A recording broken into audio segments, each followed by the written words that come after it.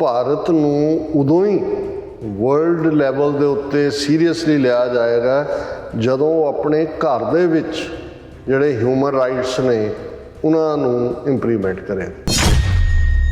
Secretary general ਨੇ ਕਿਹਾ ਕਿ ਜੇ ਭਾਰਤ ਨੇ ਸੱਚਮੁੱਚ ਅੱਗੇ ਵਧਣਾ ਹੈ ਤੇ ਗਾਂਧੀ ਦੀਆਂ ਕਦਰਾਂ ਕੀਮਤਾਂ ਤੇ ਅੱਗੇ ਵਧਣ ਦੀ ਲੋੜ ਹੈ।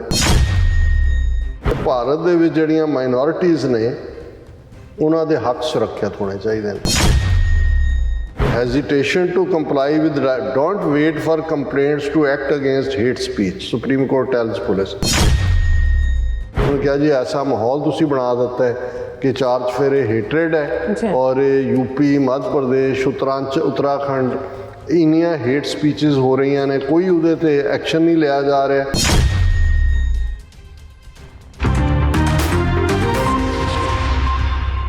दर्शकों ब्रेक बाद आप सब जी हाँ कहने सो गलबात करन जा रहे हैं कि पिछले दिन यूनाइटेड नेशनस के secretary general mister Antonio Guterres Bharat के दौरे ते सन। उन्होंने भारत की सरजमीन ते खलो के जो भारत नूं लानतां पाईयां उस नूं भारतीय मीडिया ने बिल्कुल अणगौलिया किया।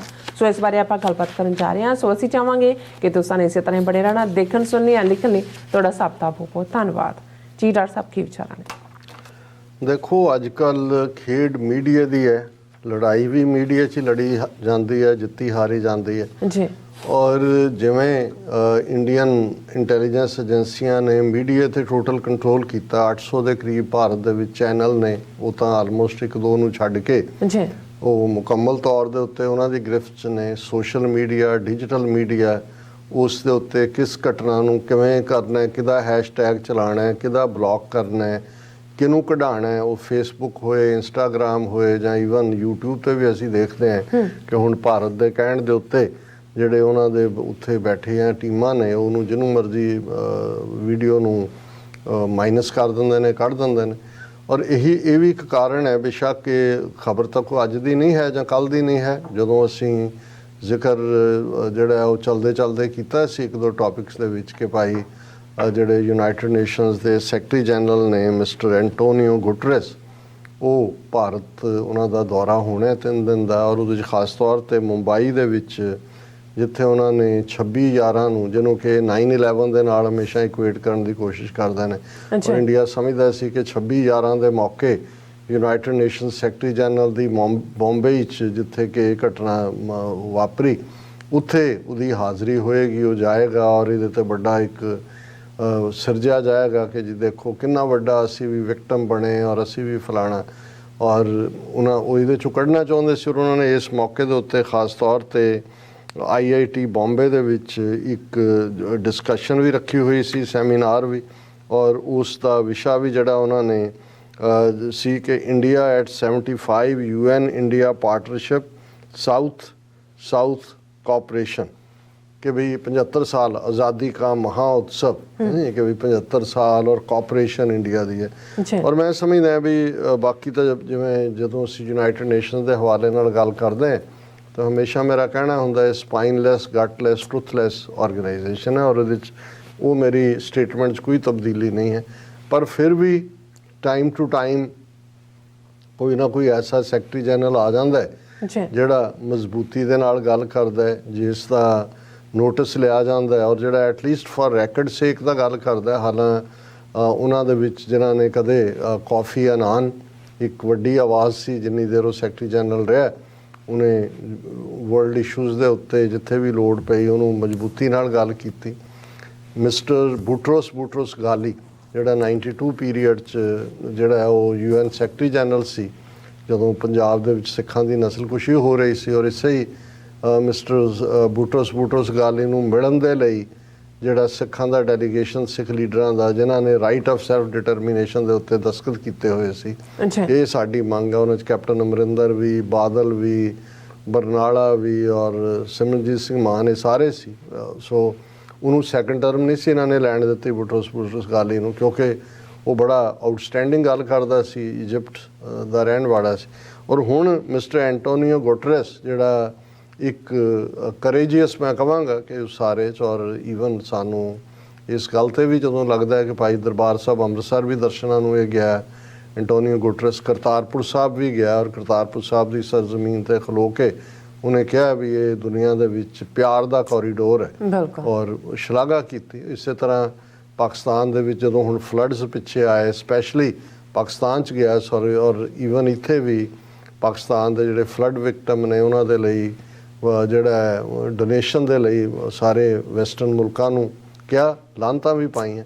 ਹੁਣ ਅਸੀਂ ਵੀ ਇਸ ਗੱਲ ਦੇ ਉੱਤੇ ਦੇਖ ਰਹੇ ਸੀ ਕਿ ਵੀ ਇਹ ਜਿਹਨੇ ਇਸ ਲੈਵਲ ਦੀ ਗੱਲ ਕੀਤੀ ਹੈ ਈਵਨ ਯੂਕਰੇਨ ਜਾਂ ਰਸ਼ੀਆ ਨੂੰ ਲੈ ਕੇ ਇੰਡੀਆ ਦੇ ਸਟੈਂਡ ਬਾਰੇ ਵੀ, ਦੂਜੇ ਵੀ, ਕਿ ਉੱਥੇ ਕੀ ਕਹੇਗਾ। ਔਰ ਮੈਂ ਇਹ ਸਮਝਦਾ ਵੀ ਇਹ ਕਰੇਜੀਅਸ ਸਟੇਟਮੈਂਟ ਹੈ ਜਿਹੜੀ ਉਹਨੇ ਇਸ ਸੈਮੀਨਾਰ ਦੇ ਵਿੱਚ IIT ਬੰਬੇ 'ਚ ਖਲੋ ਕੇ ਦਿੱਤੀ। ਇਹਨੂੰ ਮੀਡੀਆ ਨੇ ਆਲਮੋਸਟ ਇਗਨੋਰ ਕੀਤਾ, ਹਾਲਾਂਕਿ ਟਰਕਿਸ਼ ਮੀਡੀਆ ਨੇ ਰਿਪੋਰਟ ਕੀਤਾ, ਮਿਡਲ ਈਸਟ ਮੀਡੀਆ ਨੇ ਕੀਤਾ, ਪਾਕਿਸਤਾਨੀ ਮੀਡੀਆ ਨੇ ਵੀ ਥੋੜ੍ਹਾ ਬਹੁਤ ਕੀਤਾ, ਡੌਨ ਨੇ ਐਲੈਬੋਰੇਟ ਕੀਤਾ, ਪਰ ਭਾਰਤ 'ਚ। ਔਰ ਇਹ ਜਿਹੜਾ ਅੱਜ ਮੈਂ ਦੇਖ ਰਿਹਾ ਸੀ ਕਿ BBC ਦੀ ਹਿੰਦੀ ਸਰਵਿਸ ਨੇ ਇਸ ਦਾ ਨੋਟਿਸ ਲਿਆ, ਤਾਂ ਮੈਨੂੰ ਲੱਗਾ ਕਿ ਮੈਂ ਪਿਛਲੇ ਦਿਨਾਂ 'ਚ ਵੀ ਇਹਨੂੰ ਡਿਸਕਸ ਕਰਨਾ ਚਾਹੁੰਦਾ ਸੀ, ਲੇਕਿਨ ਜਿਹੜਾ ਅੱਜ ਹੀ ਮੌਕਾ ਬਣਿਆ। ਔਰ ਇਹਨਾਂ ਦਾ ਹੈਡਲਾਈਨ ਹੀ ਹੈ ਕਿ ਜੋ ਭਾਰਤ ਦੇ ਵਿੱਚ ਆ ਕੇ ਭਾਰਤ ਦੀ ਸਰਜ਼ਮੀਨ ਤੇ ਖਲੋ ਕੇ UN ਸੈਕਟਰੀ ਜਨਰਲ ਨੇ ਕਿਹਾ ਕਿ ਮੋਦੀ ਸਰਕਾਰ ਲਈ ਇੱਕ ਵੱਡਾ ਝਟਕਾ ਨਹੀਂ ਹੈ। ਹੁਣ ਜਦੋਂ BBC ਇਹ ਕਹਿੰਦਾ, ਫਿਰ ਦੇਖਣਾ ਪਏਗਾ ਵੀ ਕਿਹੜੇ ਨੁਕਤੇ ਨੇ ਜਿਨ੍ਹਾਂ ਦੇ ਉੱਤੇ ਇਹਨਾਂ ਨੂੰ ਲੱਗਾ ਵੀ ਉੱਥੇ ਝਟਕਾ ਦੇ ਕੇ ਗਿਆ ਇਹਨਾਂ ਨੂੰ। ਉਹਦੇ 'ਚ ਉਹਨੇ ਕਿਹਾ ਜਿਹੜੀਆਂ ਜੇ ਉਹਦੀਆਂ ਤੁਸੀਂ ਦੋ ਟੁਕ ਗੱਲਾਂ ਕਹਿਣੀਆਂ, ਹੁਣ ਅੱਗੇ ਉਹਦੀ ਐਲੈਬੋਰੇਸ਼ਨ ਹੈ ਕਿ ਵੀ ਭਾਰਤ ਨੂੰ ਉਦੋਂ ਹੀ ਵਰਲਡ ਲੈਵਲ ਦੇ ਉੱਤੇ ਸੀਰੀਅਸਲੀ ਲਿਆ ਜਾਏਗਾ ਜਦੋਂ ਉਹ ਆਪਣੇ ਘਰ ਦੇ ਵਿੱਚ ਜਿਹੜੇ ਹਿਊਮਨ ਰਾਈਟਸ ਨੇ ਉਹਨਾਂ ਨੂੰ ਇੰਪਲੀਮੈਂਟ ਕਰੇਗਾ। ਹੁਣ ਇਹ ਸਿੱਧੀ ਚਪੇੜ ਹੈ, ਕਿਉਂਕਿ ਉਹ ਤਾਂ ਆਪਣੇ ਆਪ ਨੂੰ ਵਿਸ਼ਵ ਗੁਰੂ ਹੀ ਕਹਿੰਦੇ ਨੇ ਨਾ, ਅਸੀਂ ਸੰਸਾਰ ਦੇ ਗੁਰੂ ਨੇ। ਉਹ ਇਹ ਕਹਿੰਦਾ ਵੀ ਤੁਹਾਨੂੰ ਗੁਰੂ ਤਾਂ ਤੁਸੀਂ ਕੀ ਬਣਨਾ, ਜਾਂ ਤੁਹਾਨੂੰ ਇਵਨ ਗੰਭੀਰਤਾ ਨਾਲ ਵੀ ਕੋਈ ਨਹੀਂ ਲੈਂਦਾ, ਕਿਉਂਕਿ ਤੁਹਾਨੂੰ ਉਦੋਂ ਹੀ ਸੋਚਿਆ ਜਾਏਗਾ ਵੀ ਤੁਹਾਡਾ ਵਰਲਡ ਲੈਵਲ ਤੇ ਕੋਈ ਰੋਲ ਹੈ। ਪਹਿਲਾਂ ਆਪਣੇ ਘਰ ਨੂੰ ਠੀਕ ਕਰੋ, ਆਪਣੇ ਘਰ 'ਚ ਜਿਹੜਾ ਹਿਊਮਨ ਰਾਈਟਸ ਨੂੰ ਪ੍ਰੋਟੈਕਟ ਕਰੋ, ਇਹ ਪਹਿਲਾ ਪੁਆਇੰਟ ਸੀ। ਫਿਰ ਕਿਉਂਕਿ ਇਹ ਹੁਣ ਬਿਲਕੁਲ ਹਿੰਸਾ ਦੀ ਗੱਲ ਕਰਨ ਵਾਲੇ ਲੋਕ ਨੇ ਜੋ ਹਿੰਦੂਤਵੀ, ਔਰ ਵੈਸੇ ਤਾਂ ਜਿਹੜੇ ਉਹ ਚੀਤੇ ਨਾਈਜੀਰੀਆ ਕੇ ਕਿੱਥੋਂ ਲੈ ਕੇ ਗਏ ਹੈ ਨਾ, ਉਹਨਾਂ ਦੇ ਨਾਲ ਵਿਚਾਰਿਆਂ ਦੇ ਕੀ ਉਹਨਾਂ ਨੂੰ ਵੀ ਤਿਲਕ ਲਾਤਾ ਉਹਨਾਂ ਨੇ। ਔਰ ਉਹ ਉਹਦੇ 'ਚ ਹੁਣ ਉਹ ਕਈ ਵਾਰੀ ਕਾਰਟੂਨ 'ਚ ਹੀ ਗੱਲ ਕਰਨ ਦੀ ਗੱਲ ਹੁੰਦੀ ਆ, ਉਹ ਚੀਤਾ ਜਿਹੜਾ ਕਹਿੰਦਾ ਵੀ ਆਪਣੀ ਮਾਂ ਨੂੰ ਕਾਲ ਕਰ ਰਿਹਾ ਨਾਈਜੀਰੀਆ 'ਚ ਕਿ ਮੰਮੀ ਮੈਂ ਪਹੁੰਚ ਗਿਆ ਠੀਕ ਠਾਕ, ਪਰ ਮੈਨੂੰ ਤਾਂ ਅਸੀਂ ਵੀ ਭਾਰਤ ਦੇ ਜੰਗਲ 'ਚ ਛੱਡਿਆ ਜਾਏਗਾ, ਮੈਨੂੰ ਤਾਂ BJP ਜੁਆਇਨ ਕਰਵਾ ਦਿੱਤੀ ਨਾ। ਵੀ ਉਹ 3 ਦਿਨ ਹੋਰ ਕੋਈ ਸਾਰਾ ਮੀਡੀਆ ਉੱਥੇ, ਸਾਰੇ TV ਚੈਨਲ ਦਾ मोदी जी ने चीता छोड़ा और मोदी जी अब चीते जैसे दिखते हैं कि चीता मोदी जैसा दिखता है। ਇਹਦੇ ਉੱਤੇ ਹੀ ਡਿਬੇਟ ਚੱਲ ਰਹੀ ਸੀ ਸਾਰੀ। ਔਰ ਹੁਣ ਤੁਸੀਂ ਦੇਖੋ ਵੀ ਇਹਨੂੰ ਕਿਵੇਂ ਇੱਕ ਪਾਸੇ ਤਾਂ ਉਹ ਗਾਂਧੀ ਦਾ ਥਾਟ ਬਾਹਰ ਆ ਕੇ ਵੇਚਦੇ ਨੇ ਕਿ ਜੀ ਅਮਨ, ਔਰ ਦੂਜਾ ਹੁਣ 2 ਦਿਨ ਪਹਿਲਾਂ ਗੁਜਰਾਤ ਦੇ ਇੱਕ ਇਕੱਠ ਦੇ ਵਿੱਚ ਇਹ ਕਹਿ ਰਿਹਾ ਪਹਿਲੇ प्राइम मिनिस्टर कबूतर छोड़ा करते थे, पहले हमारे कांग्रेस के लीडर कबूतर छोड़ते थे, अब देखो कितनी तब्दीली है, अब हम चीते छोड़ते हैं। ਹੁਣ ਕਬੂਤਰ ਜਿਹੜਾ ਹੈ ਉਹ ਪੀਸ ਜਦੋਂ ਵੀ ਕੋਈ ਜਿਹੜਾ ਅਮਨ ਦੀ ਗੱਲ ਕਰਨੀ ਹੋਏ ਤਾਂ ਚਿੱਟੇ ਕਬੂਤਰ ਜਿਹੜਾ ਵਿਚਾਰਾ ਉਹ ਅਮਨ ਦਾ ਹੀ ਮੰਨਿਆ ਜਾਂਦਾ, ਉਹ ਤਾਂ ਹੀ ਤਾਂ ਬਾਜ ਖਾ ਜਾਂਦਾ ਉਹਨੂੰ ਤੋੜ ਕੇ, ਉਹ ਅਮਨ ਕਰਦਾ ਰਹਿੰਦਾ, ਬਾਜ ਆ ਕੇ ਮਾਰ। ਪਰ ਹੁਣ ਜਾਂ ਤਾਂ ਇਹਨੇ ਇਹ ਕਹਿ ਦਿੱਤਾ ਵੀ ਅਸੀਂ ਐਸੇ ਚੀਤੇ ਬਣਾਤੇ ਨੇ ਜਿਹੜੇ ਹਵਾ 'ਚ ਵੀ ਉੱਡ ਸਕਦੇ ਨੇ, ਜਾਂ ਤਾਂ ਕੋਈ ਇਸ ਕਿਸਮ ਦੀ। ਪਰ ਇਹ ਤੁਸੀਂ ਜ਼ਹਿਨੀਅਤ ਦੀ ਗੱਲ ਦੇਖੋ ਕਿ ਵੀ ਹੁਣ ਇਹੀ ਕਾਰਨ ਹੈ ਕਿ ਇਹ ਤਾਂ ਕਬੂਤਰ ਗਾਂਧੀ ਨਾਲ ਜੋੜਦੇ ਨੇ, ਹਿੰਸਾ ਨਾਲ, ਕਿ ਵੀ ਇਹ ਤਾਂ ਉਹਨੂੰ ਨੱਥੂਰਾਮ ਗੋਡਸੇ ਨੂੰ ਆਪਣਾ ਹੀਰੋ ਇਸ ਲਈ ਮੰਨਦੇ ਨੇ। ਲੇਕਿਨ ਹੁਣ ਇਹੀ ਗੱਲ ਉਸੇ ਹੀ ਜਿਸ ਵੈਪਨ ਨੂੰ ਇਹ ਯੂਜ਼ ਕਰਕੇ ਬਾਹਰ ਆਪਣਾ ਸੌਦਾ ਵੇਚਦਾ ਗਾਂਧੀ ਦਾ ਨਾਂ, ਉਹਦੇ ਤੇ ਇਹਨੇ ਸੈਕਟਰੀ ਜਨਰਲ ਨੇ ਕਿਹਾ ਕਿ ਜੇ ਭਾਰਤ ਨੇ ਸੱਚਮੁੱਚ ਅੱਗੇ ਵਧਣਾ ਤੇ ਗਾਂਧੀ ਦੀਆਂ ਕਦਰਾਂ ਕੀਮਤਾਂ ਤੇ ਅੱਗੇ ਵਧਣ ਦੀ ਲੋੜ ਹੈ। ਇਹ ਵੀ ਇਹਨਾਂ ਦੇ ਮੂੰਹ ਤੇ ਚਪੇੜ। ਤੀਸਰਾ ਉਹਨੇ ਕਿਹਾ ਕਿ ਭਾਰਤ ਦੇ ਵਿੱਚ ਜਿਹੜੀਆਂ ਮਾਈਨੋਰਿਟੀਜ਼ ਨੇ ਉਹਨਾਂ ਦੇ ਹੱਕ ਸੁਰੱਖਿਅਤ ਹੋਣੇ ਚਾਹੀਦੇ ਨੇ। ਅੱਛਾ, ਹਿਊਮਨ ਰਾਈਟਸ ਵੀ ਨਹੀਂ ਨੇ, ਇਹਦਾ ਮਤਲਬ ਤੁਹਾਡੇ ਕੋਲ ਤੁਹਾਨੂੰ ਦੁਨੀਆ ਸੀਰੀਅਸਲੀ ਨਹੀਂ ਲਏਗੀ, ਤੁਸੀਂ ਗਾਂਧੀ ਦਾ ਜਾਂ ਅਮਨ ਦੇ ਰਸਤੇ ਤੋਂ ਤੁਸੀਂ ਭਟਕੇ ਹੋਏ ਹੋ, ਔਰ ਜਿਹੜੀਆਂ ਮਾਈਨੋਰਿਟੀਜ਼ ਨੇ ਉਹ ਤੁਹਾਡੇ ਇੱਥੇ ਸੁਰੱਖਿਅਤ ਨਹੀਂ ਨੇ। ਔਰ ਇਹ ਜਿਹੜਾ ਉਹਨਾਂ ਨੇ ਕਿਹਾ ਕਿ ਬਾਕੀ ਇਹ ਹੁਣ ਤੁਸੀਂ ਦੇਖਣਾ ਵੀ ਤੁਸੀਂ ਕੀ ਕਰਨਾ। ਹੁਣ ਬਾਕੀ ਸਾਰੀ ਸਟੋਰੀ ਇਸ ਦੇ ਉੱਤੇ ਹੀ ਬਿਲਟ ਹੁੰਦੀ ਹੈ। ਹੁਣ ਅਜੇ ਉਸ ਦੇ ਬਿਆਨਾਂ ਦੀ ਸਿਆਹੀ ਸੁੱਕੀ ਨਹੀਂ ਹੈ। ਹੁਣ ਇਹ ਨਹੀਂ ਕਹਿ ਸਕਦੇ ਕਿ ਜੀ ਐਂਟੋਨੀਓ ਗੁਟਰੇਸ ਨੇ, ਜਿਵੇਂ ਹੁਣ ਜੇ ਵਰਲਡ ਹੰਗਰ ਇੰਡੈਕਸ ਦੇ ਵਿੱਚ ਇੰਡੀਆ ਨੂੰ ਅਫਰੀਕਾ ਦੇ ਗਰੀਬ ਦੇਸ਼ਾਂ ਤੋਂ ਵੀ ਥੱਲੇ ਦਿਖਾਇਆ ਗਿਆ ਤੇ ਮੋਦੀ ਨੇ ਔਰ ਦੂਜਿਆਂ ਨੇ ਇੱਕਦਮ ਕਿਹਾ ਇਹ ਸਾਜ਼ਿਸ਼ ਹੈ ਸਾਡੇ ਖਿਲਾਫ। ਹੁਣ ਅਜੇ ਤੱਕ ਇਹ ਤਾਂ ਨਹੀਂ ਇਹਨਾਂ ਨੇ ਕਿਹਾ ਜੀ ਸੈਕਟਰੀ ਜਨਰਲ ਨੇ ਸਾਜ਼ਿਸ਼ੀ ਬਿਆਨ ਦਿੱਤਾ, ਕਿਉਂਕਿ ਦੂਸਰੀ ਖਬਰ ਅਸੀਂ ਅੱਜ ਦੇਖਦੇ ਹਾਂ ਕਿ ਸੁਪਰੀਮ ਕੋਰਟ ਨੇ ਜਿਹੜਾ ਇਹ ਕਿਹਾ ਕਿ ਜਿਸ ਲੈਵਲ ਦੇ ਉੱਤੇ ਜਾ ਕੇ ਜੋ ਕੁਝ ਤੁਸੀਂ ਕਰ ਰਹੇ ਹੋ, hesitation to comply with don't wait for complaints to act against hate speech, Supreme Court tells police। ਉਹਨਾਂ ਨੇ 3 ਸਟੇਟਾਂ ਦੀ ਪੁਲਿਸ ਨੂੰ ਔਰ ਇਹ 2 ਜੱਜਾਂ ਦਾ ਬੈਂਚ KM ਜੋਸਫ ਔਰ ਹਰੀਕ੍ਰਿਸ਼ਨ ਰॉय, ਉਹਨਾਂ ਨੇ ਕਿਹਾ ਹੈਜ਼ੀਟੇਸ਼ਨ ਜਿਹੜੀ ਤੁਸੀਂ ਦਿਖਾਉਂਦੇ ਹੋ, it is tragic that we have reduced religion too in 21st century and a climate of hate prevails in the country। ਉਹਨੇ ਕਿਹਾ ਜੀ ਐਸਾ ਮਾਹੌਲ ਤੁਸੀਂ ਬਣਾ ਦਿੱਤਾ ਹੈ कि 4 चफेरे हेटरेड है और यूपी मध्य प्रदेश उत्तराखंड इन्नियां हेट स्पीचेस हो रही ने, कोई उहदे ते एक्शन नहीं लिया जा रहा। उन्हें कहा भी ये जरूरी नहीं कि कोई तुहाडे कोल आके रिपोर्ट करे फिर तुसी FIR, गवर्नमेंटां नूं उन्होंने हदायत की है कि अपने लैवल दे उत्ते आके करो। और किस हद तक परसीक्यूशन है माइनॉरिटीज़ दी, की चल रहा है, ਕੁਝ ਚੀਜ਼ਾਂ ਕੁਦਰਤ ਵੱਲੋਂ ਹੀ ਹੁੰਦੀਆਂ।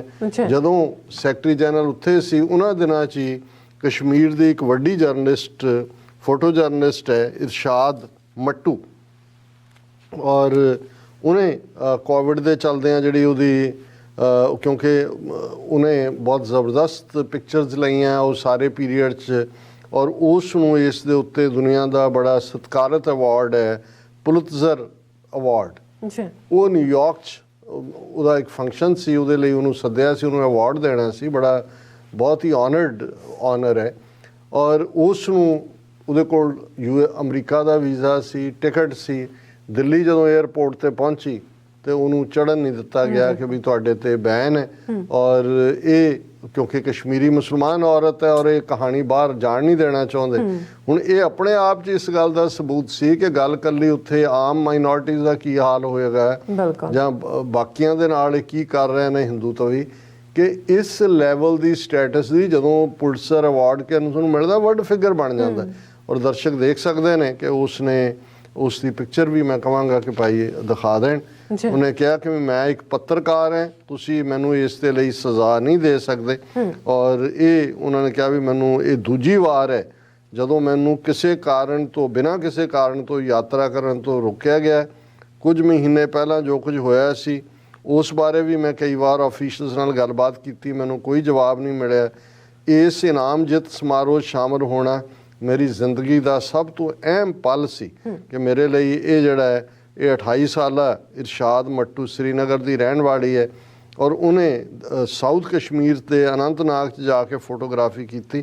ਔਰ ਉਹ ਜਿਹੜੀ ਹੈ ਇੰਡੀਪੈਂਡੈਂਟ ਫੋਟੋਗ੍ਰਾਫਰ ਹੈ, ਫ੍ਰੀਲੈਂਸਰ ਹੈ। ਔਰ ਜਿਹੜੀ ਉਹਦੀ ਫੋਟੋਗ੍ਰਾਫੀ ਸੀ ਫॉर ਰਾਈਟਰ ਔਰ ਦੂਸਰੀਆਂ ਏਜੰਸੀਆਂ ਦੇ, ਉਹ ਉਹਨਾਂ 'ਤੇ ਬੇਸਡ ਨੂੰ ਜਿਹੜਾ ਹੈ ਰੋਕਿਆ ਗਿਆ। ਔਰ ਇਸ ਦੇ ਉੱਤੇ ਜਿਹੜਾ ਈਵਨ ਅਮਰੀਕਾ ਨੇ ਵੀ ਰਿਐਕਸ਼ਨ ਦਿੱਤਾ, committed to supporting press freedom। USA is on Kashmiri journalist Mattoo's travel block। ਔਰ ਇਸੇ ਤਰ੍ਹਾਂ ਹੁਣ ਅਸੀਂ ਇਹ ਦੇਖਦੇ ਹਾਂ ਕਿ ਰਾਣਾ ਅਯੂਬ ਜਿਹਨੇ ਗੁਜਰਾਤ ਫਾਈਲਸ ਰਾਹੀਂ ਜੋ ਗੁਜਰਾਤ 'ਚ ਮੋਦੀ ਅਮਿਤ ਸ਼ਾਹ ਨੇ ਕੀਤਾ, ਐਕਸਪੋਜ਼ ਕੀਤਾ ਉਹਨੂੰ, ਔਰ ਵਾਸ਼ਿੰਗਟਨ ਪੋਸਟ ਦੀ ਉਹ ਕਾਲਮਨਿਸਟ ਹੈ, ਉਹਦੇ ਖਿਲਾਫ ਕੇਸ, ਔਰ ਹੁਣ ਲੇਟਲੀ ਉਹਨੂੰ 2-3 ਹੋਰ ਕੇਸਾਂ ਦੇ ਵਿੱਚ ਫਰੇਮ ਕੀਤਾ ਗਿਆ।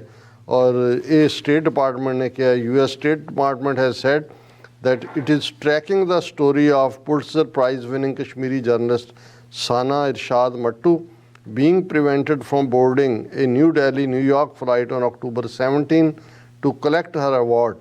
The US also said it supported press freedom and that democratic values were the basis of India-US relationship। ਹੁਣ ਇਹ ਵਾਕਿਆ ਨੇ ਵੀ ਜੋ ਕੁਝ UN ਸੈਕਟਰੀ ਜਨਰਲ ਨੇ ਕਿਹਾ ਉਸ ਦੇ ਉੱਤੇ ਮੋਹਰ ਲਾਈ ਹੈ। ਪਰ ਹੁਣ ਜੇ ਤੁਸੀਂ ਕਿਸੇ ਹਕੂਮਤ ਦਾ ਜਿਹੜੀ ਆਪਣੇ ਆਪ ਨੂੰ ਲਾਰਜੈਸਟ ਡੈਮੋਕ੍ਰੇਸੀ ਕਹਿ ਕੇ ਦੁਨੀਆ 'ਚ ਸੌਦਾ ਵੇਚਦੀ ਹੈ, ਪਰ ਉਹ ਇੱਕ ਫਾਸ਼ਿਸਟ ਮੁਲਕ ਵਾਂਗ, ਨਾਜ਼ੀ ਜਰਮਨੀ ਵਾਂਗ ਬਿਹੇਵ ਕਰ ਰਹੀ ਹੈ।